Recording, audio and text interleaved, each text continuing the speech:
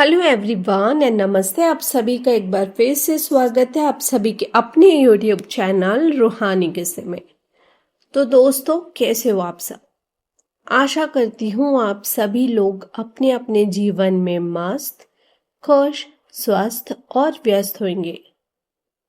आज ना मैं आप लोगों के लिए काफी इंटरेस्टिंग किस्सा बोल सकते हो, कहानी बोल सकते हो, इंसिडेंट बोल सकते हो, ट्रू इंसिडेंट और स्टोरी कुछ भी बोल सकते हो, मगर ना बहुत ज़्यादा इंटरेस्टिंग टॉपिक लेकर आ गई हूँ। और टॉपिक स्टार्ट करने के पहले मैं आप सभी लोगों से कुछ पूछना चाहती हूँ। क्या आप लोगों को कभी ऐसे कोई सपने दिखे कि जैसे कोई आप लोगों को सपने में कोई मैसेज दे रहा हो और कुछ बताना चाहता हो, आपको फील करा रहा हो, आपके साथ कुछ हो रहा हो, आपको कोई टच कर रहा हो? क्योंकि ये मैं अपनी पर्सनल एक्सपीरियंस से बता रही हूँ। सच पे यार, मैंने महसूस किया ऐसा कि कोई है जो आया है, बातें कर रहा है, जो मुझे छू रहा है और सपनों के जरिए मुझसे कुछ कम्युनिकेट करना चाह रहा है। तो ना मैं इसी के बारे में आप लोगों को किस्सा सुनाने वाली हूँ। और ये कहानी जो है ना, जो किस्सा है, वो ईरा नाम की एक लड़की है जो इंस्टाग्राम में मुझे मैसेज लिख के भेजी थी और वो मेरी एक सब्सक्राइबर भी है। उन्होंने मुझे बताया और ना उनके साथ क्या घटा, क्या उन्होंने फील किया। वो एक्चुअली ना साइकोलॉजी की स्टूडेंट थी और अपने रिसर्च के दौरान उसके साथ कुछ ऐसे इंसिडेंट हुआ जो वो चाह रही थी कि मैं आप सभी लोगों के साथ शेयर करूं और आप सब लोग इस चीज़ का जवाब दो कि क्या आपने कभी ऐसा कुछ फील किया है। और कहानी शुरू करने के पहले, उनका किस्सा स्टार्ट करने के पहले आप सभी लोगों से रिक्वेस्ट करना चाहती हूँ कि अगर आप लोगों को भी हॉरर स्टोरीज, टेलिंग टेल्स या true incident, true ghost story सुनना पसंद है तो प्लीज़ रूहानी किस्से को सब्सक्राइब करना मत भूलिएगा। आपने कभी कोई ऐसा सपना देखा है जो इतना रियल लगे जैसे सपना नहीं सच हो? जैसे कोई आपके पास हो, आपको छू रहा हो, आपके कान में कुछ कह रहा हो और सुबह उठते ही उस छूने का निशान आपके शरीर पे हो। हाँ, खैर, ये जब मैं ऐसी बातें करती हूँ, सुनती हूँ, तो मेरे साथ जो घटना घटी थी ना, मुझे वो याद आ जाती है। मैं आज जो कहानी आपको सुनाने जा रही हूँ वो किसी फिल्म का सीन नहीं है। ये एक रियल इंसिडेंट है जो हुआ था उदयपुर में एक लड़की के साथ जिसका नाम था ईरा, जो मैंने आप सभी को बताई हूँ। ईरा उदयपुर के एक प्राइवेट कॉलेज में साइकोलॉजी की स्टूडेंट थी। शांत, अकेली रहती थी, हॉस्टल के एक सिंगल रूम में। हर चीज बिल्कुल नॉर्मल चल रही थी जब तक वो सपने नहीं आना शुरू हुए उसे। पहला सपना ईरा ने देखा कि कोई है, एक आदमी जो उसके रूम में आया, बेड के पास बैठा और उसके हाथों को छू कर बोला, तुम मुझे सुन सकती हो?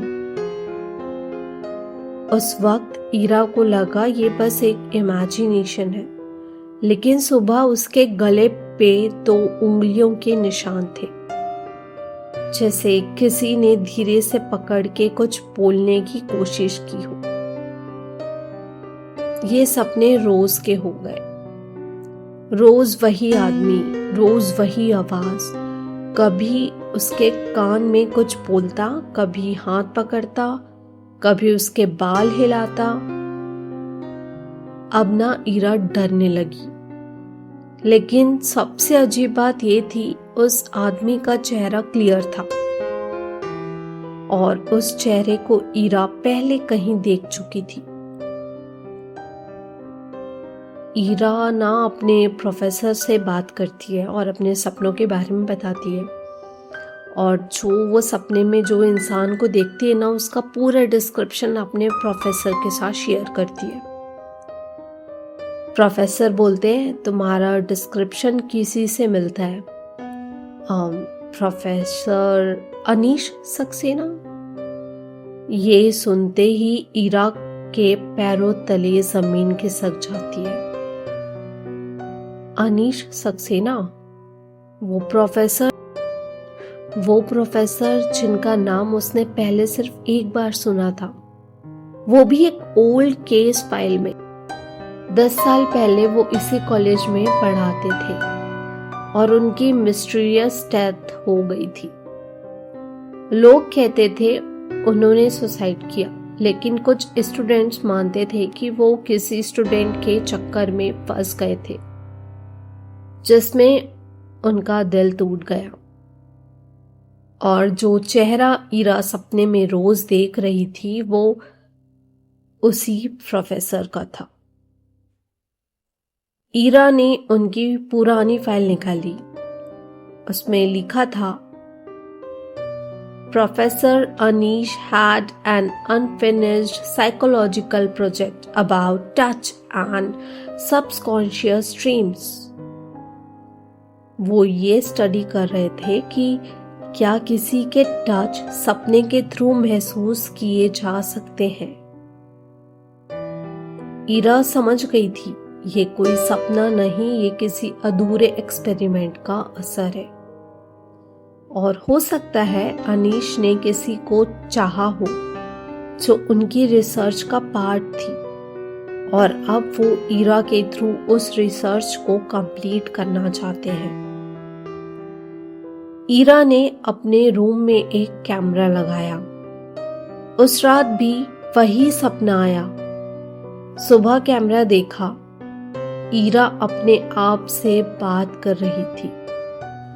अजीब चीज ये थी, उसकी गर्दन धीरे धीरे टिल्ट हो रही थी, जैसे कोई उसे पकड़ रहा हो, लेकिन कैमरे में कोई भी नहीं था।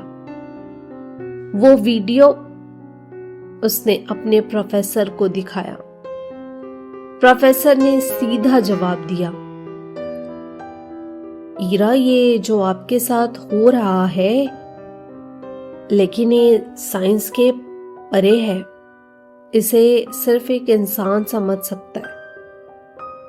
प्रोफेसर अनीश का पुराना असिस्टेंट माधव। ईरा ने बहुत मुश्किल से माधव को ढूंढा।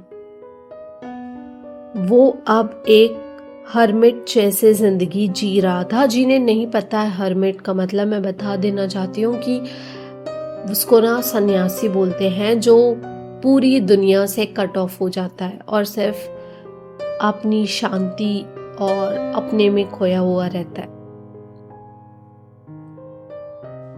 जब ईरा ने उससे बात की तो पहले तो वो गुस्सा हो गया। मुझे उस इंसान का नाम नहीं सुनना है, मत लो उसका नाम। फिर ना ईरा उसको, माधव को अपनी सारी सिचुएशंस बताती है, अपने सपनों के बारे में बताती है। तो माधव उसको बताता है ईरा को कि अनीश किसी लड़की को पसंद करता था, लेकिन जब उस लड़की ने मना किया तो अनीश ने अपनी टेस्ट रिसर्च उसी लड़की पे टेस्ट करने की सोची, बिना लड़की के परमिशन के।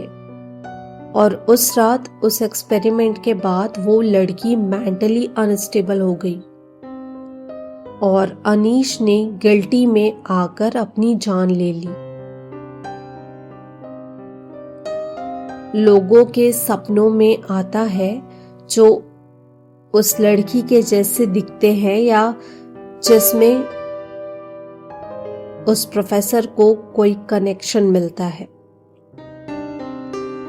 माधव ने ईरा को एक मंत्र दिया और बोला कि ये मंत्र मैं जो लिख के दे रहा हूं ना, उसको चैंट करना और सोते समय अपनी पीलों के नीचे रखकर सो जाना।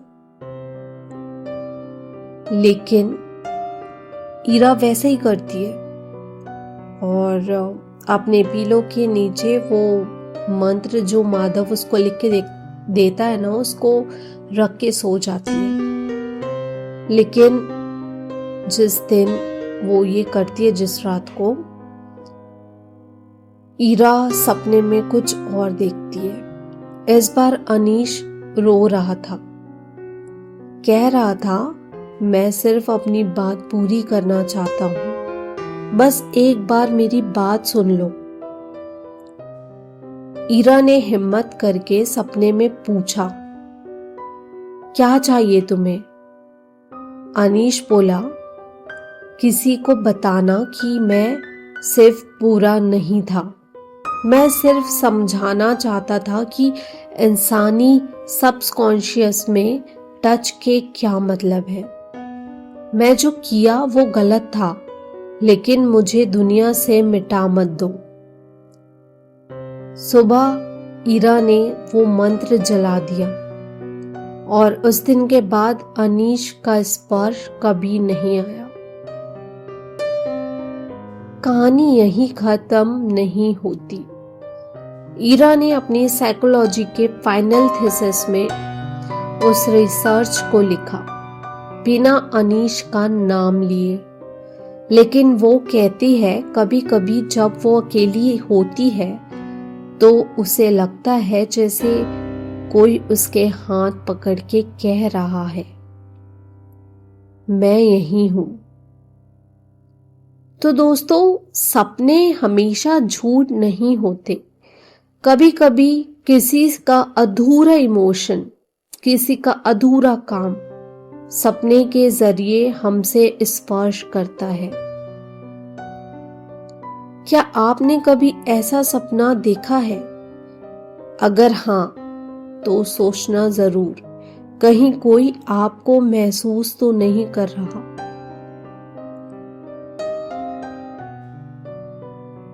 मुझे भी ऐसे सपने आते हैं जिसपे जो इस दुनिया में नहीं है ना, वो मुझसे कुछ कहना चाहते हैं, बट कभी मैं समझ पाती हूँ, कभी नहीं।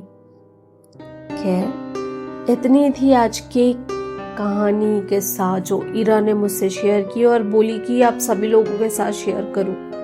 अगर आप लोगों को ये कहानी और किस्सा अच्छा लगा हो जो ईरा ने मुझे बताई, तो आप सभी लोग इस कहानी को एक लाइक और मेरी चैनल को सब्सक्राइब करना मत भूलिएगा।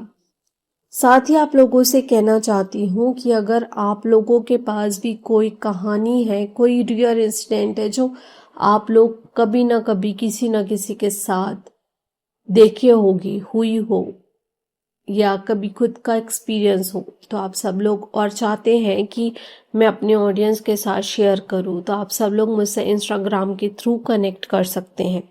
मेरे इंस्टाग्राम के पेज का लिंक मेरे यूट्यूब चैनल के डिस्क्रिप्शन में मेंशन है और मैंने कमेंट बॉक्स में भी पिन करके रखा हुआ है। तो चलिए, आप सभी लोगों से फिर से मुलाकात होगी एक और कहानी के साथ।